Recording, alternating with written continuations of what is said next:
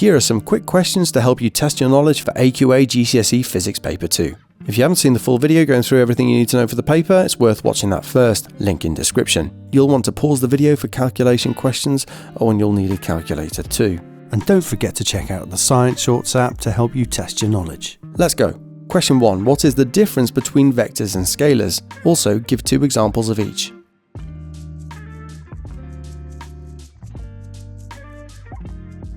Scalars are measurements that only have magnitude, like mass, energy, and temperature.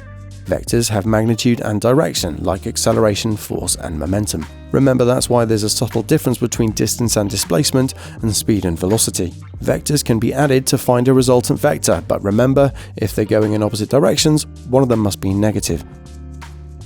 Question 2. What is the equation to calculate weight, and what is it measured in? Even though you'll be given equations in your exam, people who remember them almost always do better.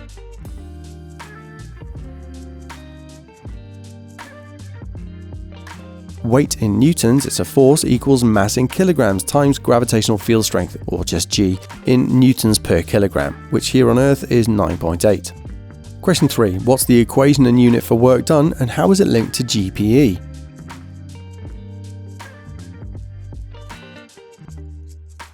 Work done is just another fancy way of saying energy transferred, so it's measured in joules, and this is equal to force in newtons times distance moved in meters. If you raise an object upwards, you're putting in the same force as its weight, so the work done is equal to the weight times the height moved, or m times g times h, and that's the equation for GPE. Question 4. A 5 cm long spring extends to 25 cm with 100 newtons of force. Using Hooke's law, what is its spring constant or stiffness in newtons per meter?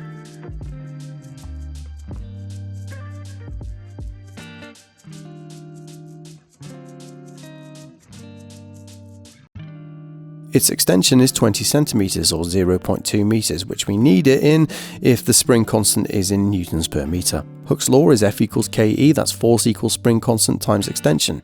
Rearranging for the spring constant K, we find this is equal to force divided by extension, so 100 divided by 0.2 gives 500 newtons per meter. Question 5. What is the principle of moments, the equation for a moment, and therefore what is the missing force here?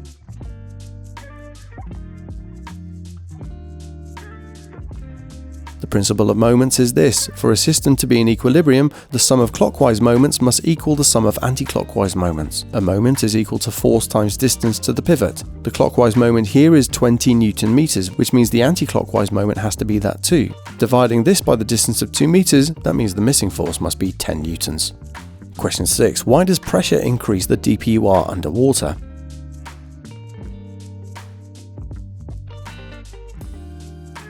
Underwater pressure is due to the column of water above you pushing down on you. The deeper you are, the larger the volume of water pushing down, so the greater the pressure. Question 7. What can you calculate from a displacement or distance time graph and a velocity time graph?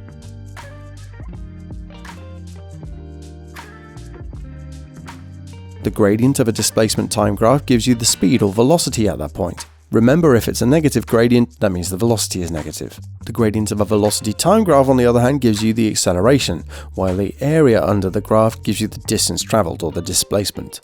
Question 8. What are Newton's 3 laws of motion?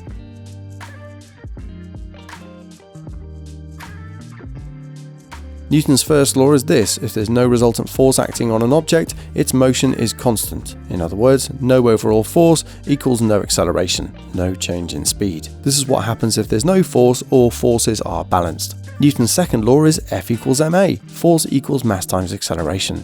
Newton's third law is this: for every action, force, there is an equal and opposite reaction, force. This is not the same as balanced forces, however. Even when forces are unbalanced, say a skydiver falling through the air, there's still an opposite force there, even if it's not obvious. In this case, the Earth's gravity is pulling the skydiver down. The equal and opposite reaction to that is the skydiver's gravity pulling the Earth up. Of course, the Earth is so big it doesn't do much to it as a result. Question 9. What factors affect a car's stopping distance?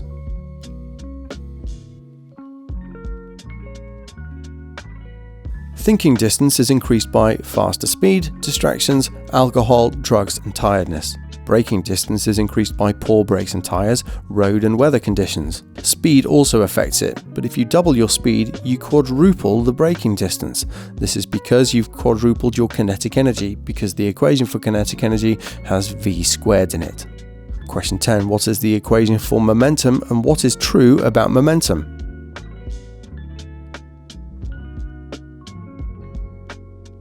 Momentum equals mass times velocity. In any collision, total momentum is always conserved. Be careful, as it's a vector, it can also be negative though. Question 11. What is the equation that links force and momentum, and how do airbags reduce the chance of injury in a car crash?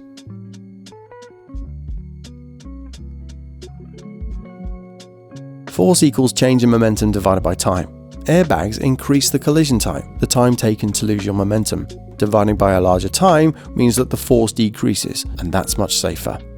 Question 12. What's the difference between longitudinal and transverse waves?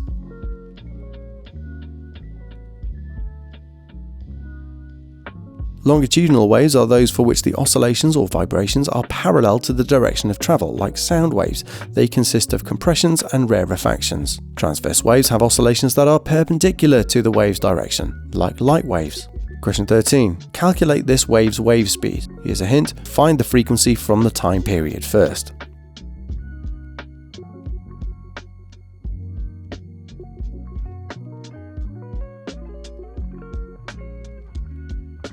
You can get the frequency by doing 1 divided by the time period. They're reciprocals of each other. Then use the wave equation, v equals f lambda. That's frequency times wavelength to get the wave speed. Question 14. Give the different parts of the EM spectrum and state which has the longest wavelength, highest frequency, and highest energy.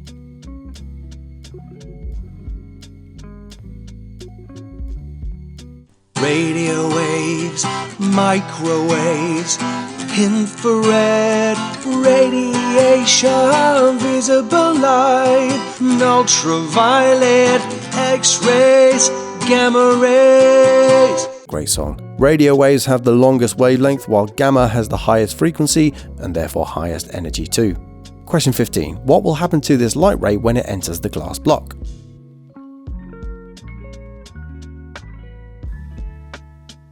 It will refract. The ray will slow down, the wavelength will get shorter, and it will bend towards the normal. Question 16. How do you find where the rays converge from a point on an object when they're focused by a lens?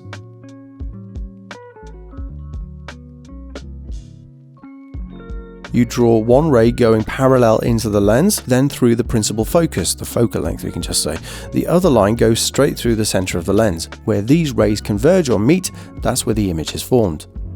Question 17. Describe the two images formed here.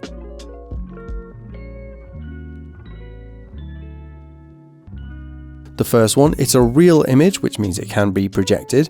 It's also inverted and diminished. It's upside down and smaller. The second one, it's a virtual image, as the image is formed on the wrong side of the lens, as it were, which means that it cannot be projected. It's also upright and magnified. Question 18. Using Fleming's left-hand rule, which direction will the wire move?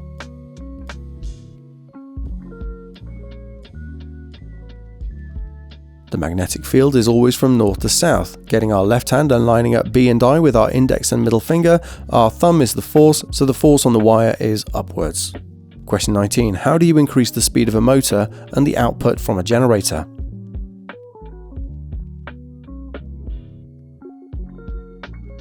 In both cases, you can add more turns to the coil or use a stronger magnet. To make a motor spin faster, you can also increase the current or PD. To increase the output from a generator, just turn it faster.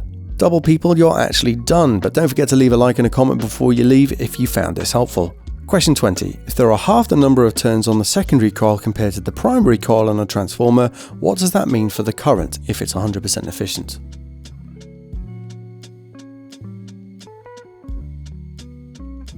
Half the number of turns means half the voltage in the secondary coil. These two things are proportional. Therefore, the current is doubled due to P equals VI, and power has to be the same for both coils.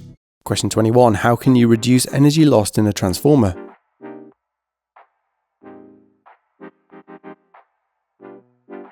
You can laminate or layer the core to reduce eddy currents. You can use a soft iron core, which is easily magnetized and demagnetized. Finally, you can use low resistance windings. Question 22. What happens to a star that's bigger than the Sun when its fuel runs out?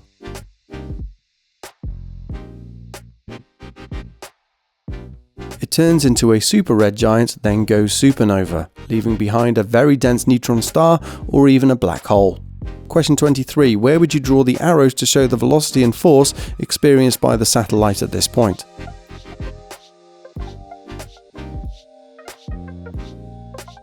For any object undergoing circular motion, like a satellite, that's due to the centripetal force, which always points towards the center of its circular path. The velocity is always at a tangent to the circle at any point.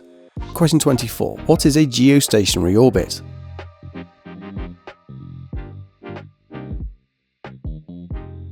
A geostationary orbit describes a satellite that has a time period of 24 hours, the same as that of the Earth's rotation. As they're stationary above a point on the Earth, in order for that to be true, it must be above the equator. They're used for communications and GPS, for example.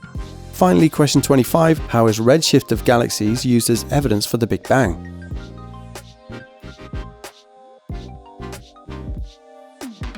Redshift is a result of light wavelengths being stretched as galaxies are moving away from us. Here's the important bit that people often forget though. More distant galaxies are more redshifted, meaning they're moving faster away from us. This suggests that all galaxies originated from the same point. Same goes for you triple people. Leave a like and a comment if you found this helpful. All the best for what's probably your final science exam. Go smash it.